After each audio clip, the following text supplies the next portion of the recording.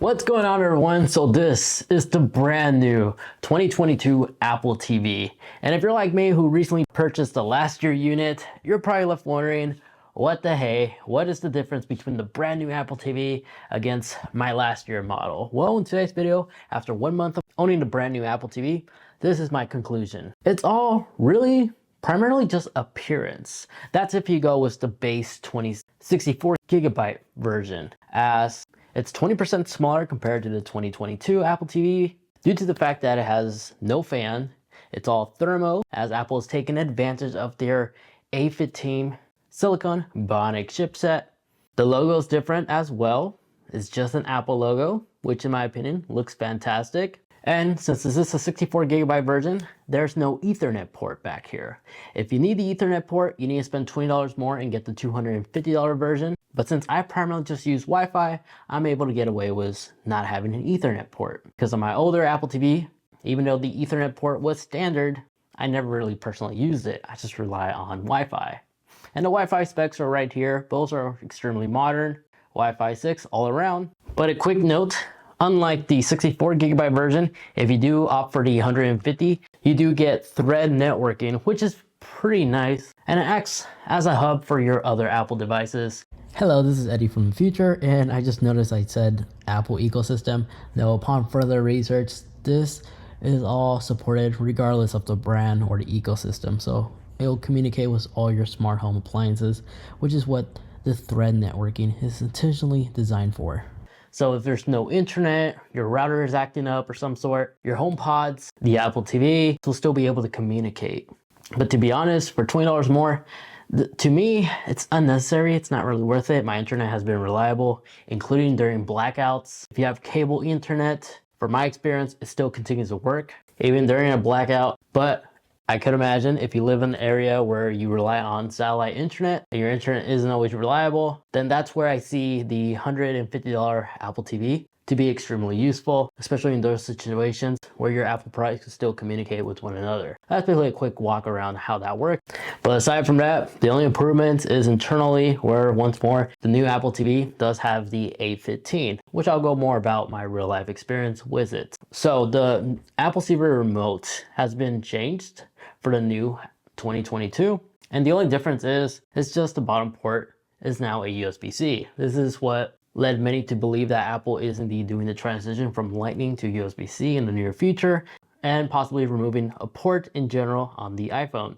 That's a video for another day. I covered it recently in case you're curious to find out more. But the new Apple TV remote does indeed only charges with a USB-C. But other things like the click, the wheel, everything feels 100% identical to the last year version of the Siri remote. And if you have the older controller on your Apple TV, the touch sensitive one, the brand new Siri remote is also compatible on those devices. So you can actually upgrade it if you just want to swap the remote. And then a feature that's coming out in the near future is the Siri voice recognition, where you can actually create different profiles on one Apple TV, and Siri will be able to identify your voice, recognize who you are, and will make sure that your up next page is dedicated for you, as well as your settings and other personal preferences you have adjusted on your Apple TV. So this will be a seamless transition between one user to the other without having to manually select your profile. But in terms of other similarities, they all share all the latest features, such as the capability to do shared play, where you can actually share whatever the Apple TV sees, like TV shows, movies, and such, to a FaceTime call, where others can actually view what you're viewing, almost like a watch party. Even last year, Apple TV supports this. It basically supports all the important features, really. The picture-in-picture, the game controller support, also supports the Nintendo Switch controller. All the amazing casting capability that the Apple TV has been known to be able to do, like AirPlay. And for my transition from the 2022 to the 2021 Apple TV, performance-wise, navigating the display, again, feels 100% identical. The only place where I could easily see this thing shining is when you're playing Apple Arcade, which in my personal opinion, I hardly have time to play video games in general. And if I want to play some games, I'm going to play some games on a PS5 or an Xbox Series X, as playing mobile games on a larger display like this kind of defeat the purpose. I much once more rather play a AAA title game on a system that's designed for gaming. When I'm on the go, I'm just going to use my iPad or an iPhone. So from my personal experience, the Bionic chipset is supposed to shine when you're playing Apple Arcade games. If you don't personally play any Apple Arcade games, there's really no point to upgrade. Now, if you really care about video quality, then you're probably very interested in Apple new thing they have going on, which is HDR10 Plus. And this is only supported on the 3rd gen Apple TV. And so long as you have a supported TV with HDR10 Plus, this basically allows the viewer to experience the content like it was intentionally designed for from the creator. It's more of an advanced version of Adobe Vision, which is today's benchmark standard for everything from video quality, dynamic range, color accuracy. It's been like this for several years, but now we got introduced to the new HDR10 Plus. And as time making this video, this is still very limited as there's very few TVs that will actually support this. Primarily Samsung TVs are the only ones that I've seen that are really taking advantage of this, as the brightness is significantly upgraded from the older